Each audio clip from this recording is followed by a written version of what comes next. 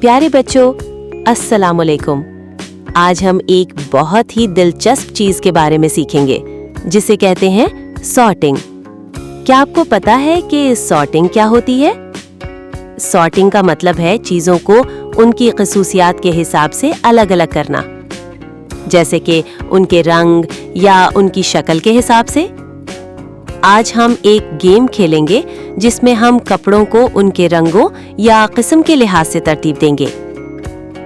बच्चों, आप स्क्रीन पर देख सकते हैं कि हमारे पास कुछ कपड़े हैं और कुछ बास्केट्स हैं।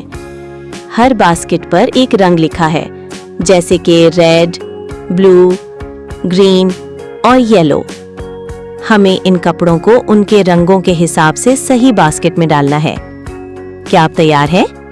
चलें, पहले हम लाल कपड़ों को अलग करते हैं। जहां पर रेड आइटम्स लिखा है, वहां पर सारे लाल कपड़े डाल दें। इसी तरह नीले कपड़ों को ब्लू आइटम्स वाली बास्केट में डालें। हरी चीजों को ग्रीन आइटम्स वाली बास्केट में रखें और पीली चीजों को येलो आइटम्स वाली बास्केट में। शाबाश, आप सब बहुत अच्छा कर रहे हैं। यह है सॉर्टिंग, यानी चीजों को तरतीब देना। अपने रंगों के हिसाब से